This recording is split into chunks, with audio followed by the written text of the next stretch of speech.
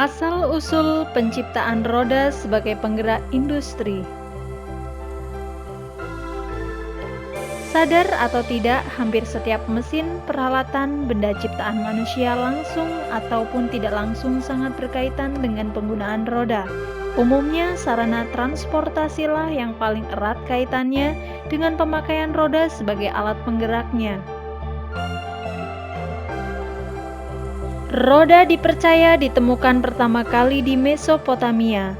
Hal ini dibuktikan dengan penemuan roda pembuat pot di Ur di Mesopotamia pada 3500 tahun sebelum Masehi, sehingga diduga fungsi roda saat pertama kali ditemukan adalah untuk membuat tembikar. Penemuan paling lama tentang pemakaian roda sebagai kereta kuda ditemukan di selatan Polandia, kira-kira antara tahun 3500 sampai 3350 sebelum Masehi. Roda mencapai Asia Timur dan Eropa pada tahun 4000 sebelum Masehi dan lembah Indus pada tahun 3000 sebelum Masehi.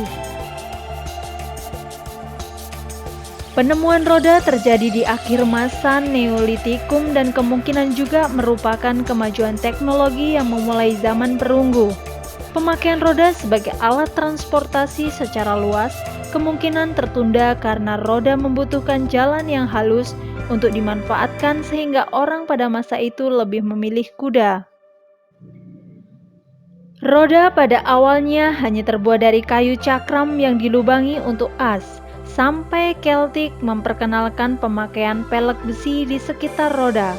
Model Celtic ini digunakan sampai tahun 1870-an tanpa perubahan berarti, sampai ditemukannya ban angin dari ban kawat.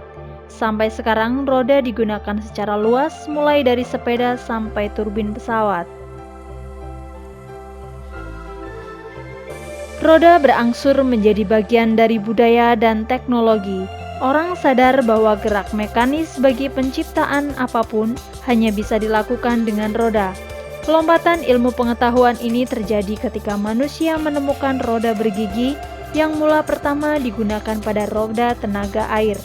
Kemudian pada abad 1 sebelum Masehi, gabungan roda dari berbagai ukuran dan masing-masing dihubungkan dengan tali. Inilah yang belakangan diketahui sebagai prinsip perpindahan beban, percepatan dan perlambatan putaran. Prinsip ini kemudian menjadi mekanisme dasar penciptaan jam.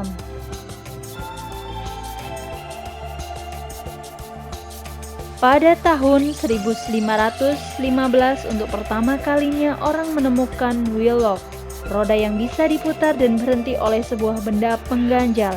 Prinsip ini kemudian dikembangkan menjadi roda gerigi pemantik bom dan korek api.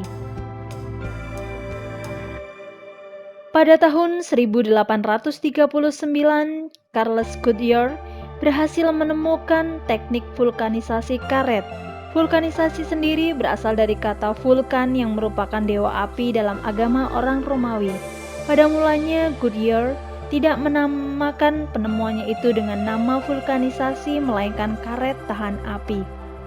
Untuk menghargai jasanya, nama Goodyear diabadikan sebagai nama perusahaan karet terkenal di Amerika Serikat yaitu Goodyear Tire and Rubber Company yang didirikan oleh Frank Sherberling pada tahun 1898.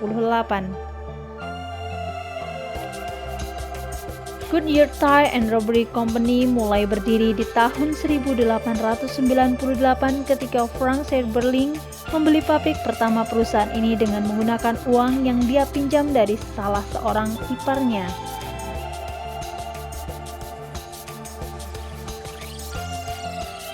Pada tahun 1849, Thomson dan Dunlop menciptakan ban atau pada waktu itu disebut ban hidup alias ban berongga udara.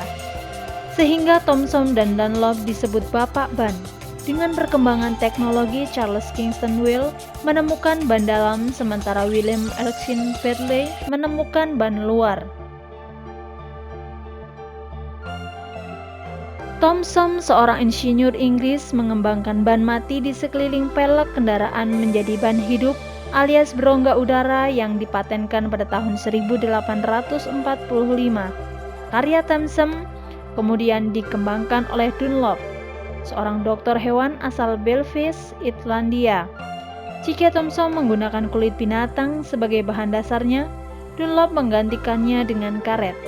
Penemuan yang dipatenkannya tahun 1870 itulah cikal bakal roda kendaraan masa kini. Tokoh lain pun menyusul. Charles Kingston Wells menemukan ban dalam yang tidak langsung terkena permukaan tanah karena diberi lapisan tambahan. Sedangkan William Erskine Berdeel menemukan bar luar yang dilengkapi penguat pada tepinya agar tidak mudah lepas ketika dipasang pada velg. Sejak itu teknologi ban berkembang pesat. Perbaikan baik dari segi teknik pembuatan maupun materi dasarnya tumbuh dari waktu ke waktu. Sampai sekarang ragam, macam, dan jenis ban sangat beraneka. Jumlahnya tak kurang dari 3.500 macam.